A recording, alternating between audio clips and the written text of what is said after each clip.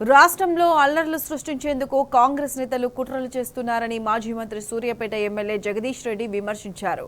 ఆయన తుంగతుర్తి నియోజకవర్గం తిరుమలగిరి వెళ్తుండగా తిమ్మాపూర్ దగ్గర పోలీసులు అడ్డుకున్నారు. బీఆర్ఎస్ కార్యకర్తలపై కాంగ్రెస్ గుండాలు దాడి చేసిన నేపథ్యంలో తిరుమలగిరి వెళ్తుండగా పోలీసులు నిలువరించారు. శాంతియుతంగా ధర్నా చేస్తున్న బీఆర్ఎస్ కార్యకర్తలపై కాంగ్రెస్ గుండాల దాడిని జగదీష్ రెడ్డి ఖండించారు. రేవంత్ రెడ్డి డైరెక్షన్లోనే బీఆర్ఎస్ కార్యకర్తలపై దాడులు చేస్తున్నారని ఆగ్రహం వ్యక్తం చేశారు. పోలీసులు కాంగ్రెస్ తో కలిసి పనిచేస్తున్నట్లు ఉందని అన్నారు.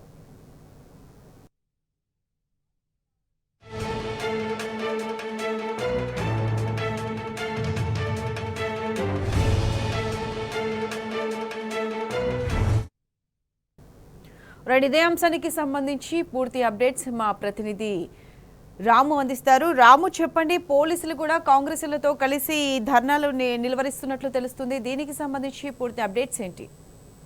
ప్రత్యూష, ఒకరోజు ముందుగానే పర్మిషన్ తీసుకున్నారు. పోలీసుల అనుమతితోనే తిరుమలగిరి మండల కేంద్రంలో ధర్నా చేస్తామని బీఆర్ఎస్ పార్టీ నాయకులు పోలీసులకి అర్జీ పెట్టుకుని మరి ఈ రోజు ప్రజాస్వామ్యయుతంగా ధర్నా చేస్తున్నటువంటి క్రమంలో ఒక్కసారిగా వందలాది మంది కాంగ్రెస్ పార్టీ కార్యకర్తలు విచక్షణ రహితంగా దాడి చేశారు. కోడిగుడ్లతో, రాళ్లతో, కర్రలతో బీఆర్ఎస్ పార్టీ నాయకులపైన దాడి చేశారు.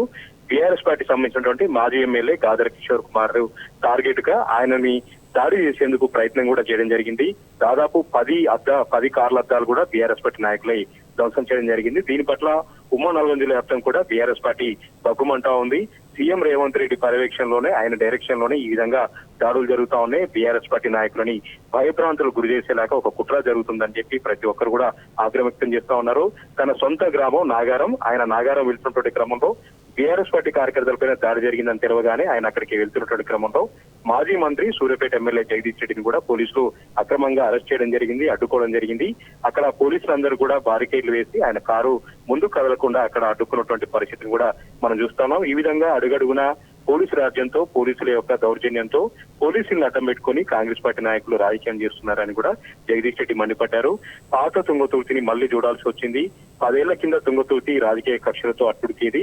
ప్రతి ఊర్లో కూడా రాజకీయ హత్యలు జరిగేది. 10 ఏళ్ల క్రితం బీఆర్ఎస్ పార్టీ ప్రభుత్వం వచ్చిన తర్వాత, అక్కడ గాదర్ కిషోర్ కుమార్ గెలిచిన తర్వాత ప్రతి గ్రామంలో కూడా సామరస్యపూర్వక వాతావరణంతో అభివృద్ధి ఎజెండాగా ముందుకు పోయారు. 10 ఏళ్లు ప్రశాంతంగా ఉంది తుంగతుర్తి. కానీ మళ్ళీ కాంగ్రెస్ పార్టీ వచ్చిన తర్వాత, కాంగ్రెస్ పార్టీ గెలిచిన తర్వాత మళ్ళీ భౌతిక దాడులకు దిగుతా ఉన్నారు, రాజకీయ కక్షలకు దిగుతా ఉన్నారు అని చెప్తా ఉన్నారు.